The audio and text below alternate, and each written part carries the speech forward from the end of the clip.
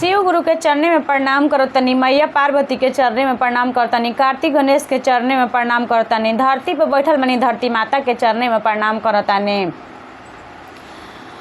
हरेंद्र भैया लीलम दीदी के चरणे में प्रणाम करतनी, जितना गुरु भाई गुरु बहन सबके चरणे में प्रणाम करतनी, जितना यूट्यूब से देखने वाले भाई बहन के चरणे में प्रणाम करतानी, जितना यूट्यूब से मेरे भाई बहन दुलार प्यार देने वाले उनको चरणे में प्रणाम करतानी। हमार प्रणाम के स्वीकार करी, हे शिव गुरु हमार प्रणाम स्वीकार करी, हे शिव गुरु हमार प्रणाम स्वीकार करी। काथी के मंदिरवा ए शिव गुरु शोभे राउर केवा, काथी के मंदिरवा ए शिव गुरु शोभे राउर केवा, अरे काथी के चौकठिया ए शिव गुरु शोभे राउर दुआ, अरे काथी के चौकठिया ए शिव गुरु शोभे राउर दुआ, अरे लिपत लिपत ए शिव गुरु तालावा हो दुखा, अरे लिपत लिपत ए शिव गुरु तालावा हो दुखा,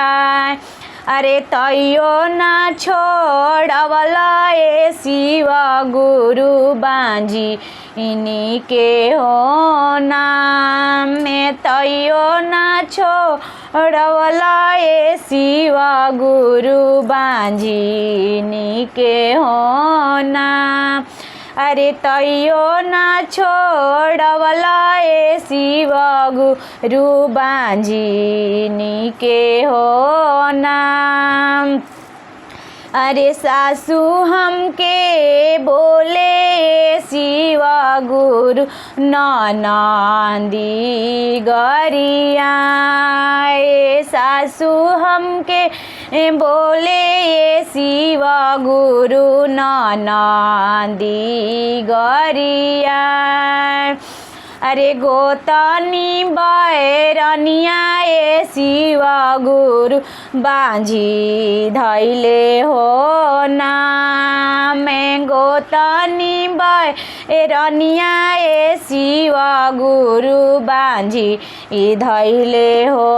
नाम, गोतनी बैरनिया ए शिव गुरु बांझी धैले हो नाम,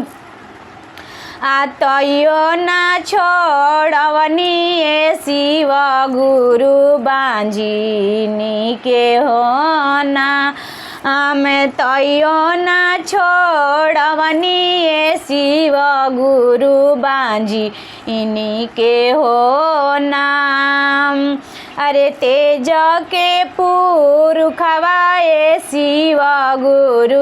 देवे लुलुआ,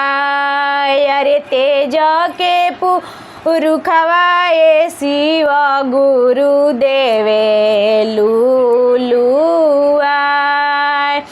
अरे टोलावा के लोगवा ए शिव गुरु देवे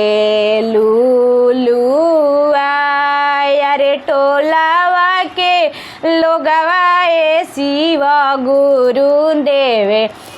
लुलुआ, अरे घरवा के लोगवा ए शिव गुरु देवे लुलुआ, अरे घरवा के लोगवा ए शिव गुरु देवे लुलुआ, अरे तैयो ना छोड़वनी ए शिव गुरु बांझी के हो नाम, अरे तैयो ना छोड़वनी ए शिव गुरु बांझी के हो नाम, अरे चुप रह चुप ए शिशिया पटोरवा लो रहो पोछा अरे चुप रह चुप ए शिशिया पटोरवा लो रहो पोछ। अरे तोहरा के देहबे शिशिया कार्तिक ऐसन पुरुष। अरे तोहरा के देहबे शिशिया कार्तिक